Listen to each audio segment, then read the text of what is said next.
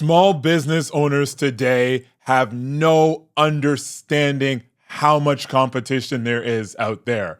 They have zero clue how much there is, how fierce it is, and they do not respect how many messages are being sent at their target client every day. And I'll tell you how bad this is. When they think of competition, they think no one's doing what we do, no one's doing as well as we do, and we've got this blue ocean where we are the only people that exist with this product going after this specific market. That is completely nearsighted. That is not what I'm talking about. I'm talking about how many companies are competing for the attention of your target client. So just the number of how many and how many messages are being sent, they have no understanding. On top of that, they don't understand how sophisticated these companies are. I'll give you an example. If we look at the credit card space, that industry is paying billions of dollars to understand the exact psychology and behavior analysis that goes into you making purchases. The average credit card company knows more about your financial behavior than you do.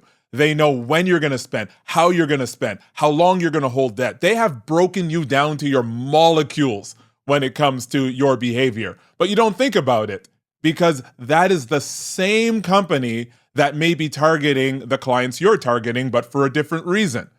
Let me say it another way. So you're trying to sell them A, and the credit card company is trying to sell them B.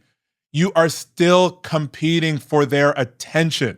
And that is why competition is so ridiculously tough, is because the thing you're competing for more than anything is to get the attention of the people that you are trying to sell to. So there's three things to look forward to and three things to look out for so that you'll respect and understand and then actually win in the interest of pushing your business forward. So number one is, how ridiculously specific are you about the value that you offer? Go to apple.com, check out the way in which they talk about their products. I mean, they use one word, 3 words, 4 words, because they realize that no one is reading 3 sentences about what your product does. You need to get to the point where you've squeezed all the water out of your marketing messages, and quite literally, you are saying exactly what your target client gets, why they care about that, and how quickly you'll get them there. Number 1, total clarity. Number 2 is consistency.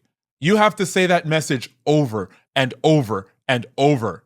Psychology says that it takes 7 plus or minus 2 times for anything to even register in our mind. And that's why companies advertise on TV, online, in bus shelters. They do it through your apps on your phone. They do it through billboards. They're trying to get into your consciousness for as many different touch points because they understand that we tune out things that become familiar, and they have to keep changing the game as far as getting your attention. So now we have exactly the value you offer, who you offer it to, and then we have just being totally consistent about the way in which you do it. Whatever you're thinking, multiply it by 100. The third thing is understanding exactly who can benefit from what you have to offer. And I don't mean pharmacists. I'm saying pharmacists that have 2 locations in Broward County, Florida, who are open between the hours of 8 and 8. Specific. And the reason for that is because it's simply you don't have the budget. No small business has the budget to target everyone.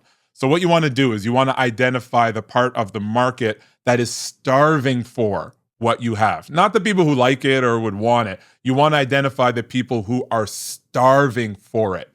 So next time you're walking downtown or next time that you're watching TV or streaming services, just be aware of how many messages are being sent to you. And then have a little bit more perspective that when you try an advertising campaign or a marketing scheme, you're not competing just with the people in your industry.